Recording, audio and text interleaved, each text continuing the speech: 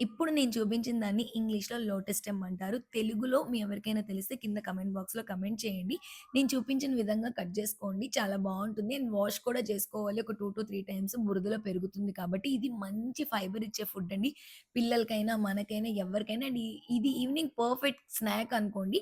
మనకి ఊర్లల్లో అయితే దొరుకుతుంది. ఇక్కడ హైదరాబాద్‌లో జెప్టో, స్విగ్గీలో కూడా దొరుకుతుంది. నేను అక్కడే తెప్పించాను. దానికి కావాల్సిన పేస్ట్ ఏంటి అంటే నువ్వులు, జీలకర్ర, ఒక పెద్ద సైజు ఉల్లిపాయ, ఎండుమిర్చి ఇది మంచిగా పేస్ట్ చేసుకోండనమాట.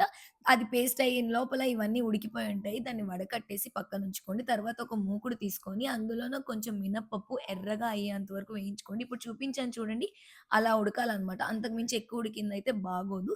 అది అయిన తర్వాత దానిలోనే పేస్ట్ అనేది ట్రాన్స్‌ఫర్ చేయండి. పచ్చిది కాబట్టి ఆయిల్ పైకి తేలేంత వరకు వేపిన తర్వాత ఉడికిన లోటస్ స్టెమ్‌ని అందులో వేసేసి బాగా మసాలా పట్టినంత వరకు ఒక 2, 3 నిమిషాలు వేయించండి. దానిలోనే గుప్పెడంత కరివేపాకేసి, ఉప్పు సరిపోకపోతే ఈ స్టేజ్‌లో యాడ్ జేసుకోండి. ఉప్పు సరిపోకపోతే ఇది బాగోదనమాట. అండ్ వేడి వేడిగా తింటే చాలా బావుంటుంది. అండ్ మీ అందరికీ ఇంకేమైనా రెసిపీస్ కావాలంటే కింద కామెంట్ బాక్స్‌లో కామెంట్ చేయండి. అలానే ఛానెల్‌ని ఫాలో చేసుకోండి. Thank you so much.